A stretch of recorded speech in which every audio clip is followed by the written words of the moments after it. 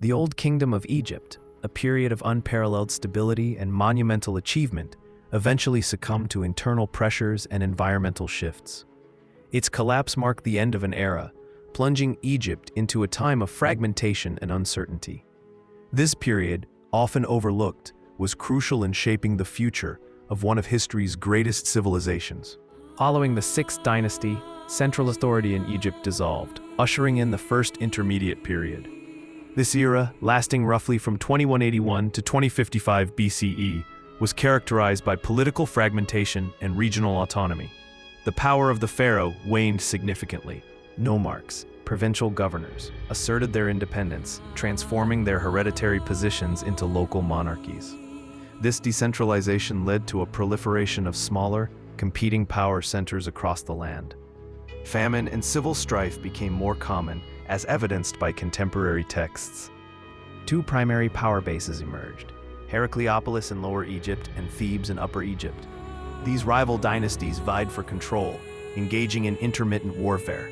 Despite the political turmoil, this period also saw a democratization of the afterlife, with funerary beliefs previously reserved for royalty becoming accessible to commoners. New literary forms also flourished, reflecting a more introspective and often pessimistic worldview. The breakdown of central control, while chaotic, fostered regional cultural development. This era of disunity ultimately set the stage for a powerful resurgence. The reunification of Egypt began with Mentuhotep II of Thebes, who, after decades of conflict, defeated the Heracleopolitan forces. His victory around 2055 BCE marked the beginning of the Middle Kingdom, a period of renewed stability and prosperity. The 11th dynasty established Thebes as the new capital. The 12th dynasty, founded by Amenemhat I, further solidified central control and ushered in a golden age. Pharaohs like Senusret III expanded Egypt's borders, particularly into Nubia, securing valuable resources. They also initiated ambitious irrigation projects, boosting agricultural output. The Middle Kingdom is renowned for its sophisticated literature, often considered the classical period of Egyptian writing. Works like the Story of Senuhe and the Instruction of Amenemhat offer profound insights into Egyptian thought and society. Art and architecture also reached new heights of refinement. Royal ideology shifted, portraying the pharaoh not just as a divine ruler, but also as a benevolent shepherd of his people. This emphasis on justice and welfare resonated deeply with the populace. The Middle Kingdom represented a powerful restoration of Egyptian identity and strength. The stability of the Middle Kingdom eventually eroded, leading to the Second Intermediate Period, from approximately 1650 to 1550 BCE. A series of weak pharaohs and internal strife once again weakened central authority. This decline created a power vacuum in the Nile Delta. Into this vacuum stepped the Hyksos, a group of foreign rulers from Western Asia. They gradually gained control of Lower Egypt, establishing their capital at Avaris. The Hyksos introduced new technologies, including the horse-drawn chariot and the composite bow, which would later be adopted by the Egyptians.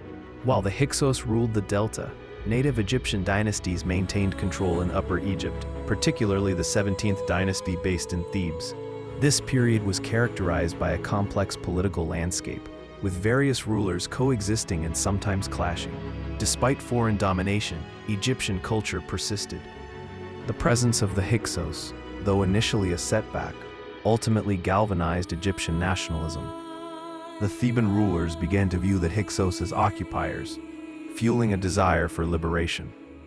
This period of foreign rule inadvertently laid the groundwork for a new era of imperial ambition. The expulsion of the Hyksos was spearheaded by the Theban 17th dynasty. Sequenenre Tao, Kamose, and ultimately Ahmose I led a series of campaigns to drive out the foreign rulers. Ahmose I's decisive victory around 1550 BCE marked the end of the Second Intermediate Period. Ahmose I reunited Egypt under a single powerful pharaoh, establishing the 18th dynasty. This act of liberation and reunification ushered in the New Kingdom, Egypt's most glorious imperial age.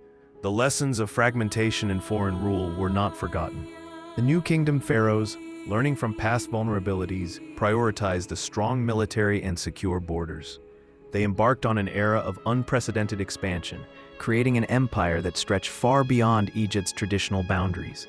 This period saw Egypt reach the zenith of its power and influence. From the chaos of the first intermediate period to the foreign domination of the second, Egypt endured and adapted. Each challenge forged a stronger, more resilient civilization, culminating in the magnificent empire of the New Kingdom. The journey between these great kingdoms was a testament to Egypt's enduring spirit.